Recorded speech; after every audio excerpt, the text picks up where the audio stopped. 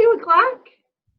So I'm going to introduce you our next presenter. This is Dr. Brent Sebold from our Entrepreneurship and Innovation Unit here in the Fulton School of Engineering at Arizona State University. And he's going to talk to you today about an evidence-based pitch. And I've noticed, Dr. Sebold, that you've been kind of popping in to see what we've been up to throughout the event. So we're really excited to hear what you have to say. Welcome. Great. Yeah, thanks so much for allowing me to join this amazing effort of battling the pandemic in a very proactive, engineering-centric, innovation-centric way. So I'm very thrilled to be a part of the proceedings here, in hopes that at least one or many teams or all of you will have some very real impact on the future of not only education, but of dealing with these sorts of challenges as human beings, as we persist within our careers and within other areas of our lives that innovation and invention may come to the rescue. So I have been invited to share with you a few tips and tricks related to the process of presenting your hard work. So by way of introduction, before I share my screen with you, I'll give you a little bit of quick background about me and why I've been hopefully invited to play this role. I have been working with literally thousands of our student, faculty, alumni, and community-based entrepreneurs and innovators here at Arizona State University for now over a decade. And I've had the pleasure of working with students such as all of you, albeit some of them at the undergraduate, graduate, and postdoctoral level, on very nascent ways in which they envision they might make the world a better place. So, when we talk about entrepreneurship and we talk about innovation, usually one of the very first things that folks tend to gravitate towards is this idea of a big idea. And that's absolutely super important. But I would argue even more important than a great idea or an innovative idea or a creative idea or a novel idea is what you have in front of you right now here today, and what you're deeply delving into is a problem. So we have an epic problem to solve. And so I think it was, let's see, who was it? Thomas Edison said it best. He said, it's not about invention. Invention is easy. The hard part is finding a problem and working that problem until we get to a solution that makes sense and is feasible and is adoptable. So our mantra within the world of entrepreneurship and innovation really has nothing to do with your DNA, your creativity, your major, your minor, whatever it is. Really what it's about is working the problem, being committed to making the world a better place. So just given the fact that you're giving up a week of your time to battle this epic challenge of COVID-19 and how to adopt in the educational setting indicates to me that all of you have what it takes to be impactful innovators. And you don't really need anything else. All you need is to commit and to work together and to present what you've learned. And most importantly, like if we take a cue from all the great inventors over the past few centuries, it's to work the problem. It's to iterate. It's to experiment. It's to never feel defeated. It's always an iterative learning experience that we as engineers are engaged in to get it right. So with that preamble out of the way, I guess I was supposed to introduce myself. I didn't do that. Anyway, I work with people like you all the time, and I'm thrilled that you're part of this joint effort to solve for X at the grandest scale at U of A, at NAU, and at ASU. And we hope on behalf of all my faculty and staff colleagues at all three institutions, we would be absolutely honored to keep you in the state of Arizona, keep you engaged on problem solving here in Arizona, and get you a bachelor's degree and a master's degree and a doctorate or whatever you want to achieve in your life until you die, quite frankly. we are here to serve you and help you do that. Okay, so let me jump right into it, because otherwise I'll just keep going on with platitudes about the benefits of being an innovator and a disruptor and a creative thinker. So I'm going to go ahead and share my screen. I just want to make sure you all can see this. Let's see here. So where's my presentation? Oh, there we go. Okay, Josh is giving me a thumbs up. So we're good. Josh, you can see that? Jen, we're good? Yes. Yes. Cool. And Josh, did you make this template for the students? Did I understand that correctly yesterday? Yes, I did. And just a little heads up to students, if you want to write down any notes that Brent says, this template is in your Google Drive folder, so you can just open that up and write down any notes that you have. Great, thanks, Josh. And yeah, I shared with Jennifer, I created basically a copy of your original template, Josh. So I'm assuming you're referring to this particular file, or the file, the initial template. I think it was the initial template. Okay. So I have also, Jen, if you don't mind, maybe if you could go into the email exchange we had yesterday and maybe paste into chat the links to this presentation. Sure. If it's not in each of the team's Google Drive folders, you can certainly follow along, obviously, via Zoom, or if you'd like to open this exact presentation as I'm going through it, skip ahead, skip around, do whatever, make a copy of it, do whatever you want to do. That's totally fine. Okay, so first order of business, probably should dive into explaining what does it mean to be evidence-based. So Josh has put together a great template for you to get started on presenting your work as it relates to this undertaking you're doing yesterday, today, throughout the weekend, and then presenting on Tuesday of this coming week. I am going to encourage you from a kind of an entrepreneurial or innovation standpoint to present this as if it's not just for the challenge. I am going to challenge all of you to think bigger than just the challenge. So as a means of doing so, I want to make it clear that hopefully Josh again got us started with this template that he provided, but I want to make it absolutely clear as an audience member to these types of presentations. So each of you will engage in a 20-minute slot on Tuesday. You'll have a 10-minute presentation and a 10-minute Q&A period.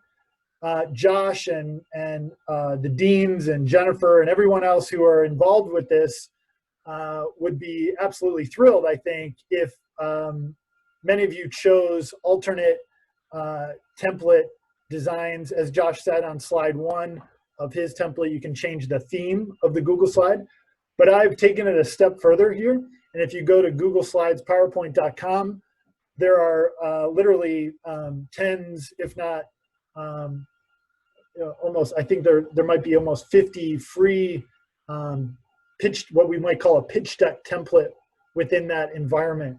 And they come fully equipped with really unique fonts and icons and other graphic representations that will help you, in case you don't have a graphic designer on your team, really develop something that is going to be visually appealing and will help you present, per the title of today's session, the evidence to support your hypotheses about change making in a very clear, concise, and entertaining way.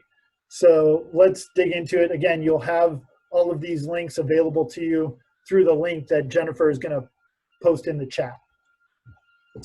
Okay, so I want to kind of intersperse some of the kind of the venture development evidence-based presentation steps that I've developed for my students here at Arizona State University into, I think, what Josh has here, the title of your solution. So I want to challenge all of you to not think about what you're doing as part of this challenge as an insular intervention in the world. So if you are truly solving a problem, and all of you as aspiring STEM students or whatever discipline you're interested in pursuing in your education and in your career and in your life, the challenge here is not to just focus on a single solve for X scenario, but if you are truly able to leverage your creativity and the data you're collecting from the schools and from the marketplace, I'd love for you all to think bigger, right? If we create something that is truly of value to your peers, your classmates, the students at these schools, the faculty, the administrators, it's not just one school that's going to benefit from your invention and from your innovation. It could be 2 schools, it could be 50, it could be 100, it could be literally thousands of other institutions, and maybe not just schools. It could be hospitals, it could be community centers, it could be government agencies, it could be universities. So the first order of business here, as it relates to presenting yourselves as a team, you might notice that I've inserted the term venture. You can classify yourself not as just an engineering team, but as a engineering team who won't be satisfied with a prototype. Of course, that's the deliverable, perhaps, at least conceptually, for this challenge, but why not take it, and why not at least think about taking it a step further? And really, the reason I'm challenging you on this is what we call impact, right? So we are the elite few who have opted into this educational undertaking as part of the challenge. And then presumably as you enter into higher ed, you are a very small portion of the population who might aspire to even go to college. So it's incumbent upon us as people that value education at both the high school and at the collegiate level to say, not only are we going to solve this problem, but we are going to lead the mass deployment of a solution that we truly believe either may work or we've proven can work. So anyway, all this being said, don't think as you're developing this solely about the single use case solution. Think about how this might also be replicated for other institutions, other schools, and other stakeholders. So I'll apologize also in advance to the administrators of this competition. I hope I'm not throwing a monkey wrench in here, but believe me, presenting in an evidence-based way, if we have the growth mindset, I truly believe that will help us for future iterations of problem solving well beyond this challenge. So I hope we're willing to do that. So let me go back to my slide.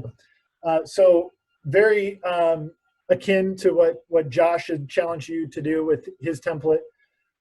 We want to introduce who you are, your team, what discrete problem statement you're tackling, and then you can maybe hint at the solution. But remember, we want to start the narrative by getting very clear about the problem, and this is where the evidence comes in.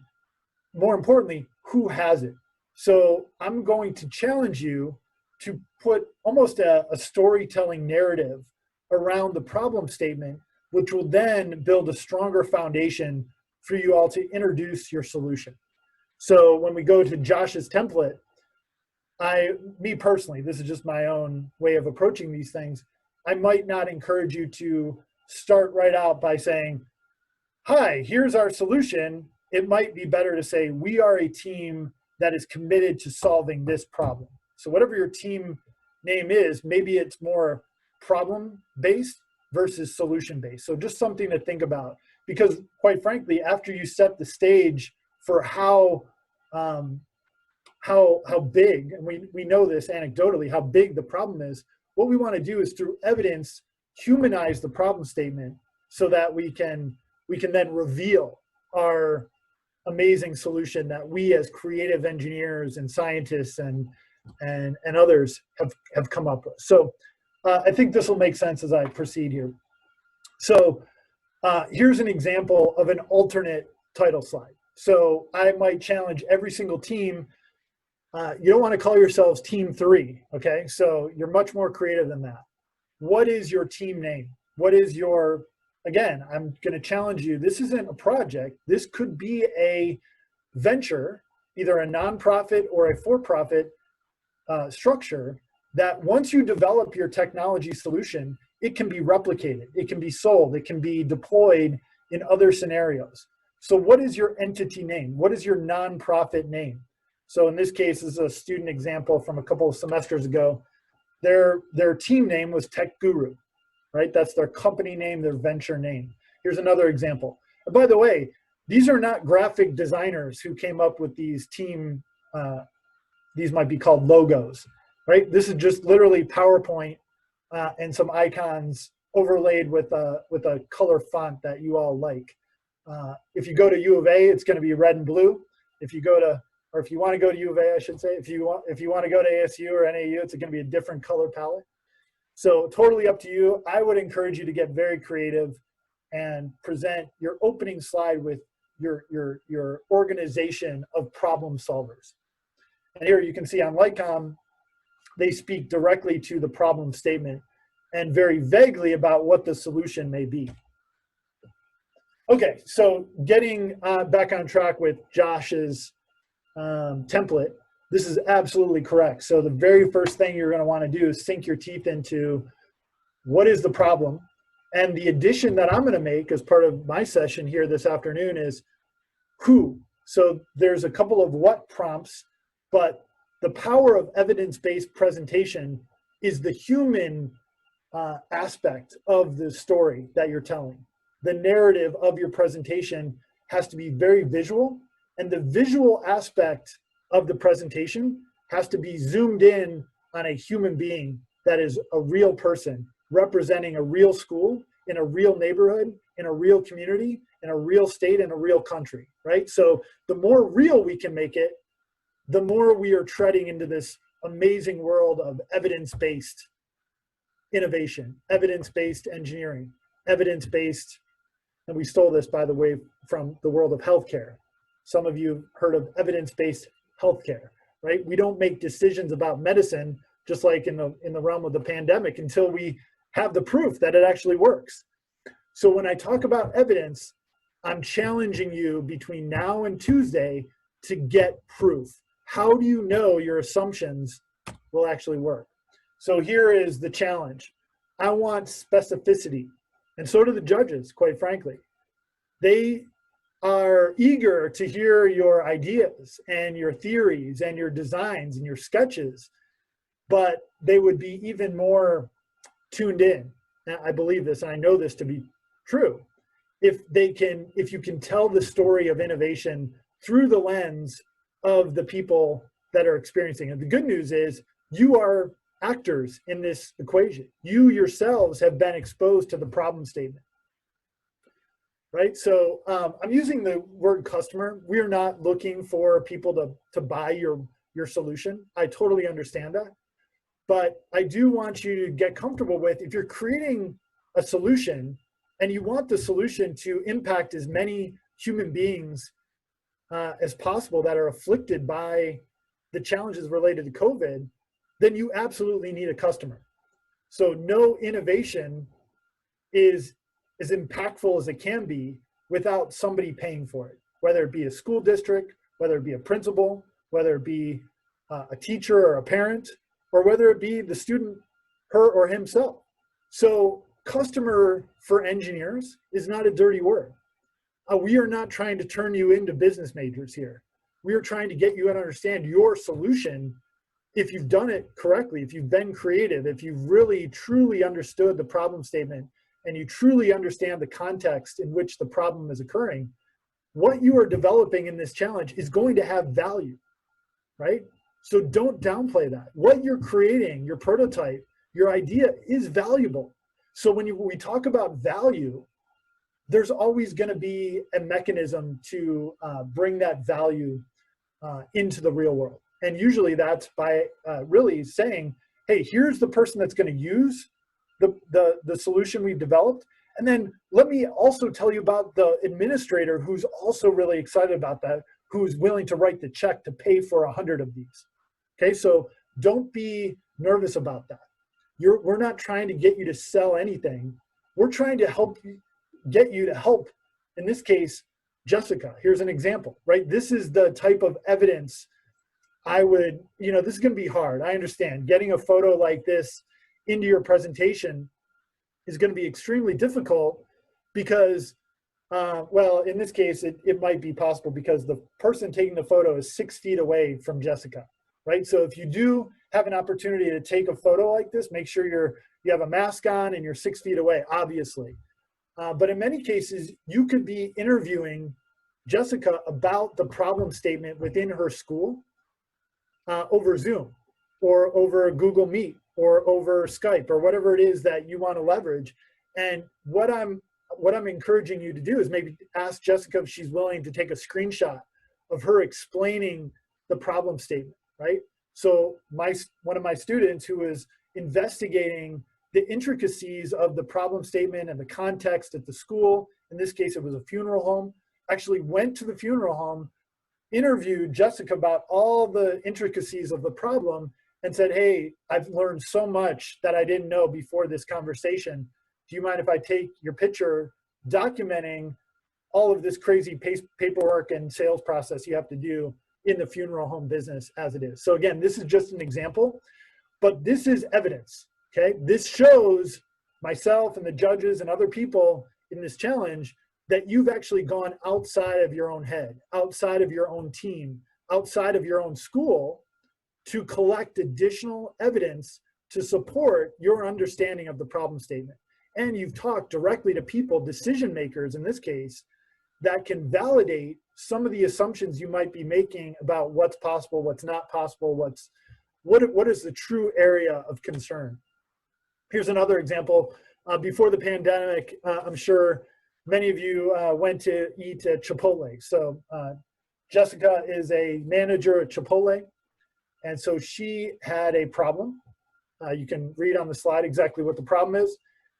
But working at Chipotle as a manager, if I'm going to develop a COVID solution for her using this challenge as an example, Courtney is not going to be the one to pay for it, right? It's going to be somebody else within the Chipotle organization that's going to pay. But Courtney's evidence that she's supplying here is super, super important. Having her direct voice, and again, for your presentation, it's probably going to be a screenshot of you interviewing or having a conversation with somebody like Courtney that you would take a snapshot of that. And her face, her contemplative expression on her face, you've heard the old saying, a picture tells 1,000 words, right? That's exactly what we're challenging you to do. So put a human face on the problem statement and describe, and in your case, this Courtney actor would probably be a student at the school that you're hoping to assist or help. Maybe it's your own school. Maybe it's you, or maybe it's a teammate on your innovation team. And that's certainly allowed. If you want to be one of the archetype actors representing the data that informs your decision-making, absolutely go for it. So Courtney is a user, she's not the payer. In the previous example, I should have described, Jessica is both the user of a potential solution and she would also be the payer. And then here, so going back to the Chipotle example, you've got Kurt, who is who in your case for this challenge might be the superintendent, right? So the superintendent or the principal has the authority to actually financially buy the plexiglass solution that you're proposing. And I'm just using that as a basic example, right? So it's not just good enough to guess that these people, A, are really impacted by the problem statement. That's the first step. But B, are actively seeking a solution that you as a team might be able to provide. And so we want to hear from these people. And the reason it's so important to have their photo, their name, and their title is because you cannot innovate for organizations. So many of you might be tempted to speak in generalities about, oh, we're going to, impact this school district or this school or this state. None of those entities can make a decision about whether to purchase, install, or deploy your innovation. It's only individual human beings with individual email accounts and individual, literally, checkbooks. And I'm not trying to turn you into salespeople. Make no mistake. What I'm trying to encourage you to do over these next few days is to do everything in your power to collect what we call ethnographic data to support the assumptions you're making about the broader context of the problem statement. Okay, and with that, I think Josh is absolutely right. Very specific to this particular challenge is you need to also document the physical attributes of where your solution might be deployed. So right in this opening salvo of your presentation, I believe is the right place to put this. So hopefully this session is not being recorded. So I'm going to tell you to go ahead and break into your high school campus to get some good first-person photos. No, I'm just kidding. Do not break into any campuses. Safely figure out a way, and use Google, of course. So if you just Google high school name X, campus, and then click on the images button on Google, more than likely you're going to be able to find even inside classroom photos that have previously been taken by your classmates or by other people.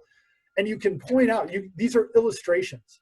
So Josh gave you this great list of questions to potentially answer. What I'm going to tell you is during your presentation, answer these questions with full-blown images on single slides. Walk us through a slideshow illustrating the actual setting in which we can make a difference. Does that make sense? Okay. So to wrap things up here in this problem statement section, here's just another example from Lightcom, where again, they're referencing 3 individual people that they've spoken with, and they're audibly listing these people's names, and they're summarizing the insights that they've gleaned from those 3 conversations with these 3 decision makers.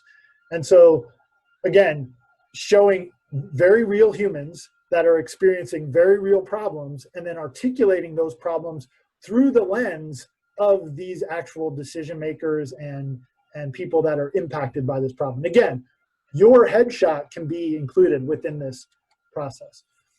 So before I move on to the fun part, which is the solution, right? Which you've all been brainstorming and you've been excited about and you've had some great ideas. I'm going to stop right there, and because I think really the value of understanding evidence-based presentation, the power of my lesson here today, I think really was kind of introduced in the first 20 minutes here of our session. So I'm going to stop sharing, and if folks are able to integrate, if you're able, I don't know, I should have asked this question, Jen or Josh, are people able to just chime in, audio? Yeah. Or Yeah, so if anybody has any questions, comments for Dr. Sebold, go ahead and raise your hand or send a message via the chat. All right, Severin, I'm going to unmute you so you can ask your question.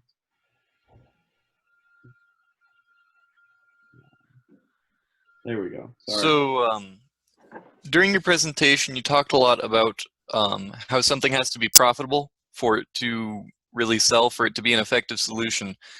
How would you sell something if you're talking about a change in a system rather than a product? How would you present that? Yeah, it's a really great question. So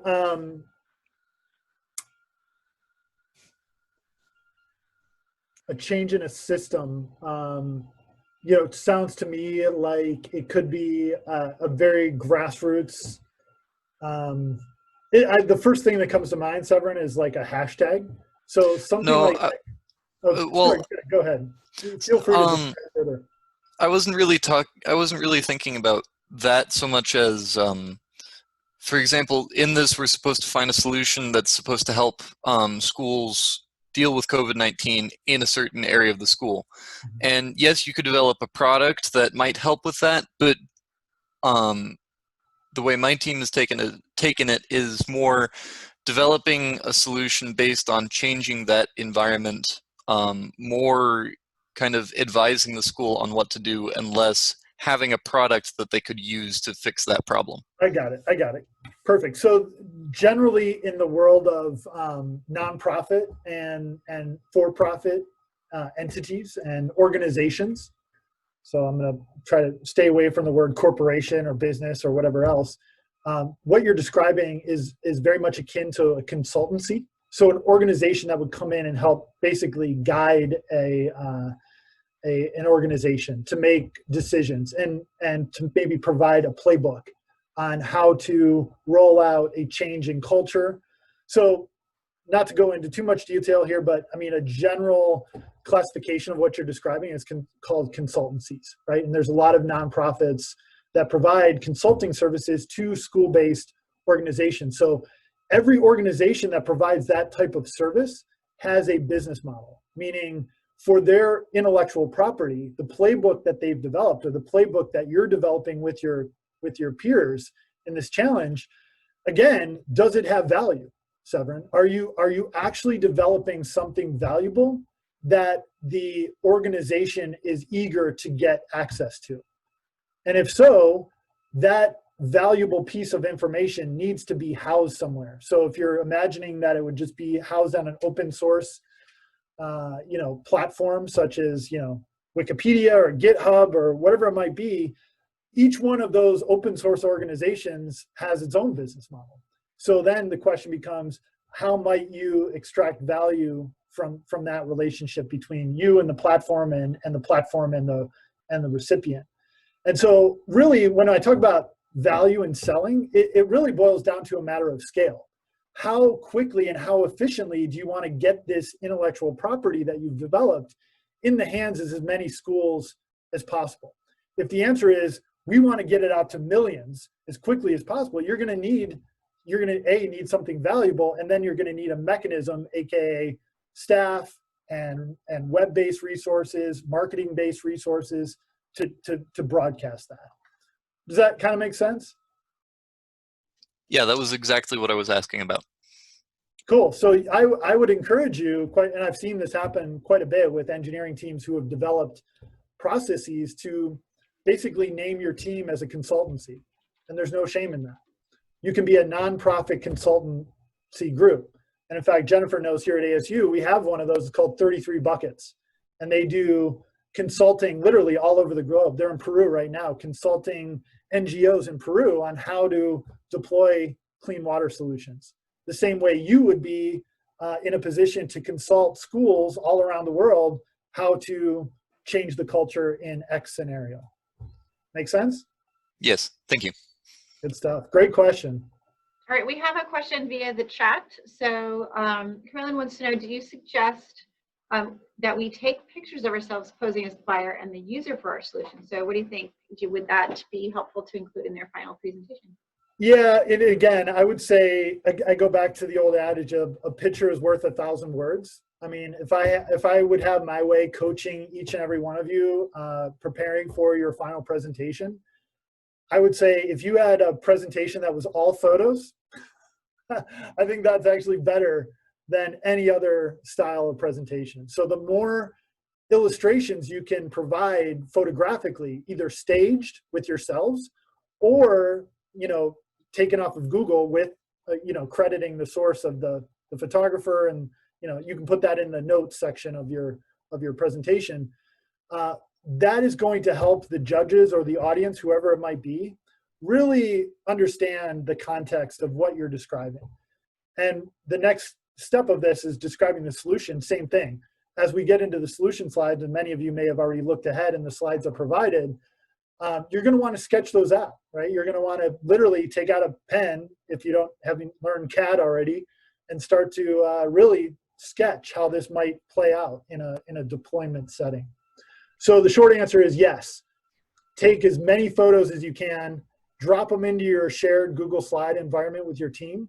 And then as the presentation date gets closer, you can just edit out the ones that you guys will know as a team, which photos do the best job of telling the story in a compelling way. So I actually have a follow-up question for you. So we've talked a lot about, using photos as supporting evidence. Can you talk a little bit more about like market research and that kind, other forms of evidence that they might collect to support how they identified their problem or why their innovation could work, that kind of thing? Yeah, it's a really good question. In fact, Jen, we might actually, before, I'd say within the next couple of hours here this afternoon, I'll amend some of my slides and the notes with tutorials on how to conduct conversations, such as the ones I've already showed you, that are illustrations of those types of what Jen called market research. We generally call, again, ethnographic research, going out into the field, or in this case, going out onto Zoom and connecting with fellow students, administrators, decision makers, and just asking them very simple questions about the context about the problem statement, and then very openly discussing what features might be most important to you related to changing the culture, or putting up plexiglass, or whatever it might be. So you want to integrate the voice of the end user or the voice of the customer into your presentation.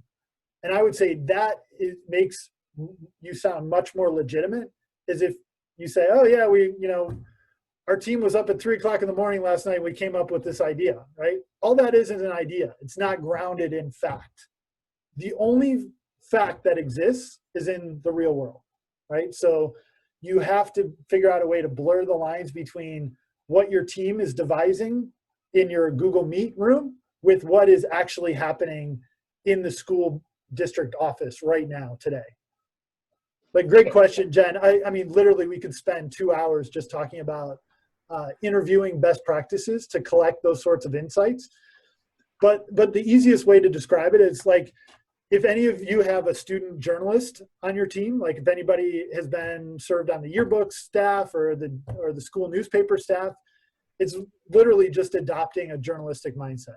How can you go out and talk to people and ask them, hey, tell me about this, and then just shut up and take notes or record it. And then they're going to say something that is going to surprise you. And it's that surprising anecdote that is going to be literally probably your best feature that you're going to integrate into your solution set. Yeah, and I think the great thing about what you're saying is that everybody who's on the call today, or everyone at the exclusion of you, you've all had a chance to interact with some people who are actually working on similar problems in the field. I mean, you had expert panelists yesterday. You've had plenty of presenters to learn from, and so I think even collecting, if you took great notes, collecting some of those things is also real world based as well. I know we've got a time crunch, and they've got to have this turned in by Sunday.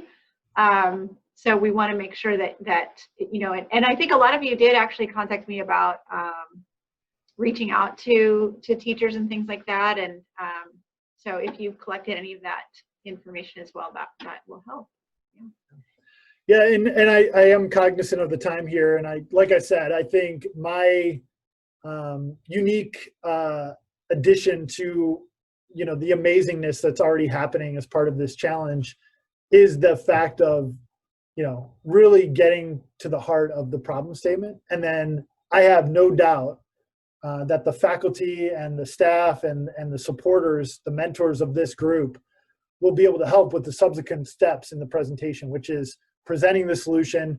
As Josh said in his template, describing the constraints, whether it be cost, whether it be materials, whether it be feasibility. All of those things come, and that's the fun part. So I was kind of like the downer to say, work the problem, right? That's as simple as it is. None of you have to be genius inventors or super creative aha moment, light bulb moment has to come.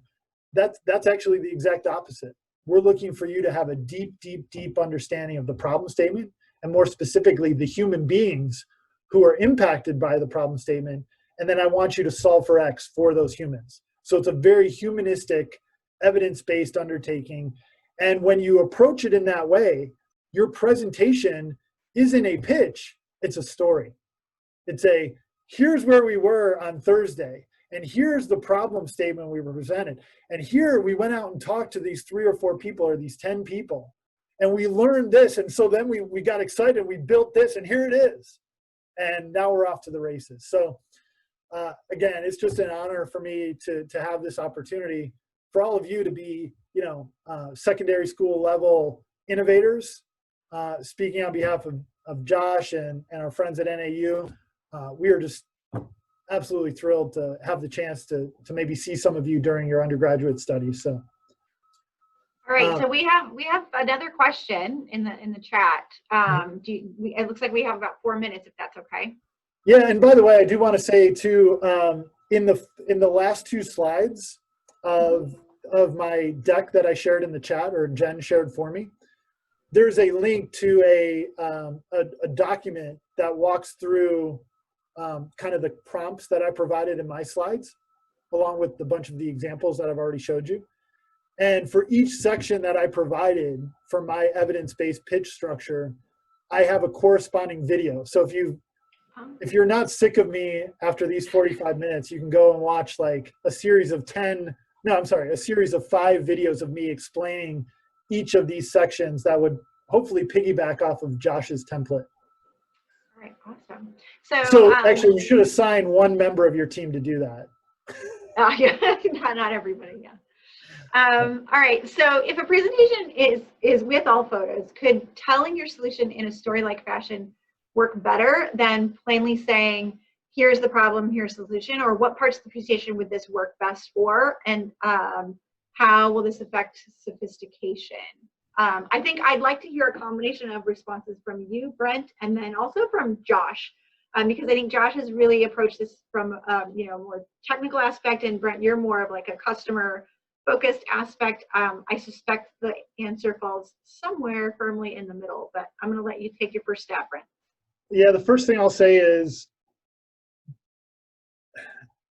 all of the materials I've developed to help students develop and present and iterate on what I call evidence-based pitch decks is very specifically designed to be presented in 5 minutes. And that right there should tell you part of the answer. On YouTube, the average attention span is less than 2 minutes, right? And when you get into a presentation format, it's not much beyond that. You have to be able to captivate the attention and excitement of your audience in a very short amount of time. And that's why I say use photos rather than text and bullets. So the second part of the answer is, for this challenge, you have 10 minutes to present. So you can, in 10 minutes, you can absolutely do both. But the major concern is you're going to put people to sleep by the time you get to minute 7, right? So I am not concerned about you losing credibility from a technical standpoint, because you've got 10 minutes to go as deep as you want to go into the tech. But, for somebody like me, that might be, again, not the builder of the solution, but maybe in a position to write the check for the solution. You better captivate me within the first 2 or 3 minutes, or else it's just not gonna jive, and you're gonna lose me in the technical side. So anyway, I'm sure Josh can help balance that answer out a little bit. But no, that was excellent. I mean, pictures are very important, and I think to all the students listening, this is why in the real world, people from different backgrounds and areas work together. And so, for example, engineering teams, marketing teams, whatever, because they all have different viewpoints, and they help remind you and kind of get you to frame things the best and bring in all the different viewpoints. But I will say pictures are very important, and because most of the time they can do a much better job of explaining something or showing an idea than just text. So if you can, include as many pictures and either like a video or drawings that you can. We're going to get more into this at 3 o'clock, but that is why you're turning in your engineering notebook as well as your presentation, because the engineering notebook, like I keep reiterating, is where your measurements are, your design ideas, everything that goes into the project. And so the presentation is how you're describing it, how you're, like Brent's saying, how you're pitching it. And so pictures are really awesome. So I'm just going to reiterate what Brent said. Thanks, Josh. And I'm glad you brought up the notebook. If hopefully many of you have clicked on the link in the chat, and if you are in that Google slide deck, go to slide 18 and you'll see exactly what Josh is referring to. That is a hand-drawn mock-up of a solution. In this case, it was for a auto garage, like a shop that would do auto repairs or something. But that's what I'm imagining when Josh says your notebook. I would encourage you to actually take iterative photos of your notebook, and then take the photo that you took of your notebook and put it into your slides, just like slide 18 did. When my students showed me that slide 18 when they presented in class, I was like, I get it. Like you don't have to tell me any more technical details. That's just crystal clear. And then 2 weeks later, they came back and showed me slide 19. And I was like, I'm sold. How much do you want for this thing? And again, we're not expecting you to sell, but you cannot explain your value proposition with bullet points. You just cannot do it. So you have to sketch. You have to move those sketches down the line of development. And if any of you on your teams are excited about AutoCAD, whether it's Fusion 360 or whether it's any mock-up, Google SketchUp would even work, right? So take your hand drawing in slide 18, move it to Google SketchUp, and you are going to blow those judges away. And people are going to be so excited to rally behind your solution. I apologize too, for those of you that are doing a consultancy model, you want to use all those icons that I provided in the other pitch deck templates to really graphically illustrate the workflow of your consultancy, right? So you'd use humanistic icons or like magnifying glasses. There's like literally hundreds of icons to very graphically show the step-by-step process of how you make this a culture change within the janitorial staff on campus, for example. Sorry, guys, I could go on forever. I know we're at 10 minutes out, but I just want to say thank you all so much for your time and attention. I serve the entire state. I serve the world. So if anybody has any questions, comments, concerns, suggestions, you want to talk more about this stuff in the realm of innovation or entrepreneurship, my door is always open.